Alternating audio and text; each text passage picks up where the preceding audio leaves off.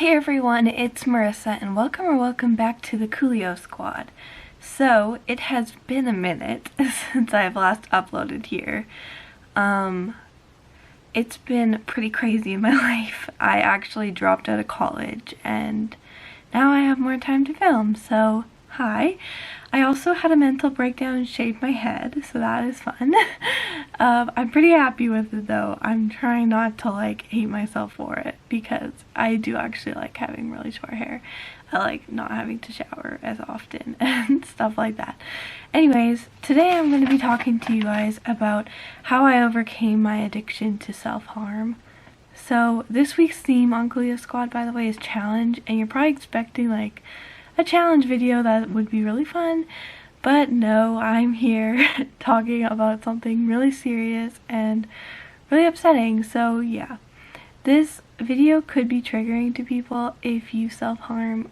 This is who it's made for, but just so you guys know, I'm not going to do anything too crazy. I might show you guys my scars, but other than that, it's not going to be too crazy, so definitely keep watching if you think you can handle it. It's not going to be crazy, but yeah.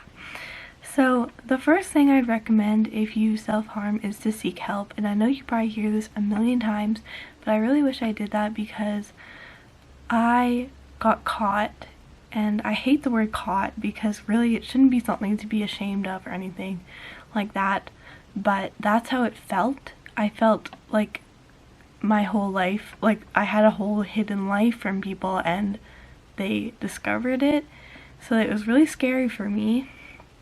And I just wish I straight up told people something about self-harm is you really like to be in control, and when you aren't in control it can really throw you off. So just tell somebody that you trust because it really is so much better than them finding out, because you just like to be in control, or at least I did. By the way, this is just my personal experience, and I can't advocate for everybody, so obviously this might not work for you, and I'm really sorry if it doesn't. I really hope it does work for you. But yeah, anyways, so yeah, you have nothing to be guilty or ashamed of, and our culture views self-harm really negatively. Just because it's so common. My therapist actually told me no, it's really common for if one person in the friend group does it, other people start doing it, and there's no really reason behind that I know of. It's kind of like you see one person doing it and then they're coping with their stress so well, and then you want to try it because, I don't know. I don't really know how that works, but anyways, our culture really views it negatively, and they say that it's just for attention and stuff, but people don't realize that if it is for attention, that's not a mentally healthy person, okay? It used to bother me when people would self-harm because I thought it was for attention. I remember a girl in my class would be like, ow, my leg really hurts, and get attention just because she self-harms. And then I used to be really angry about that, and I was especially angry when I did start hurting myself, because I was like, who would do that? I want to hide it from everybody, but everyone's different, and even if you want to do it for attention, it's not that's not mentally healthy to hurt yourself for attention, and not everyone does it for that, and people don't realize that. It's just super annoying. But an example of how our culture views it is, if you guys ever seen the movie To the Bone, I'm pretty sure this happens in it. I couldn't find the clip online, so I'll just tell you about it. But they basically ask her if she has anything to cut with, and she says, no, I'm not in with that trend. And I feel like that can be really harmful to people who self-harm. I don't know, it just really bothered me, and it's something that's been in my head for a really long time. That was really unnecessary to say it's a trend. I guess it sort of is, but it's just they said it in a rude way, and I don't know, it's just, I didn't like that.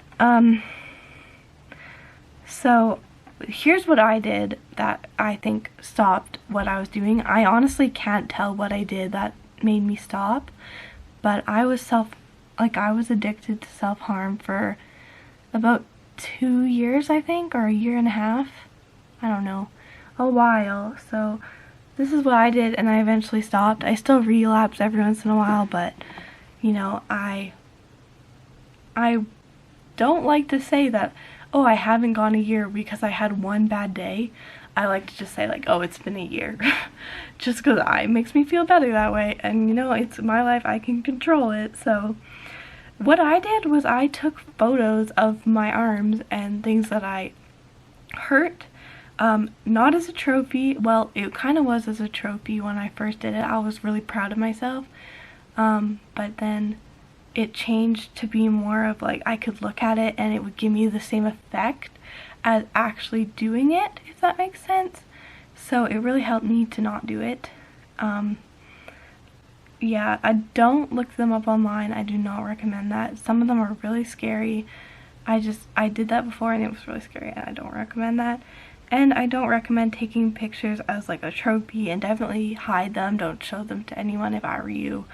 Yeah. I wrote lots of letters. I don't know if these letters were honestly like a goodbye letter, if you know what I mean, but they were letters to people that I cared about, and I never actually gave them to them because I didn't want to, and it was more of like a healing thing for me.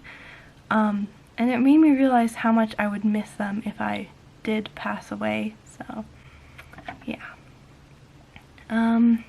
I journaled everything. I love journaling. So like, find your way to cope with stress. Mine's journaling. I love to journal. I also love to eat, so eating and journaling. But I would journal all the time, and I have the diaries that I have kept, and they are really depressing, but you know, I'm glad I have that memory because that was a big piece of my life, and it's going to affect me every day for the rest of my life. Like, I never go a day without thinking about self-harm because it's an addiction, and like, it's like a way to cope with stress, and it just makes your pain disappear, it feels like. So I don't know. Anyways, the last thing I really recommend is getting a dog. Okay, try to convince your parents to get a dog, and literally use your mental health as an excuse, because it helped me so much. Okay, walking your dog, walking and getting exercise is really good. I have anxiety. I don't like walking alone. I feel like, one, I look weird, two, I'm gonna get kidnapped and die, whatever. I definitely recommend getting a dog, and yeah, you can get exercise that way. Exercise is good for you, fresh air is good for you, you have to wake up with it, blah blah blah blah, the list goes on. So I recommend getting a dog, and those are my recommendations for you guys, and I hope you enjoyed this video. I'm gonna cut it off short because my camera is going to die, but I really hope this helped you. Bye guys!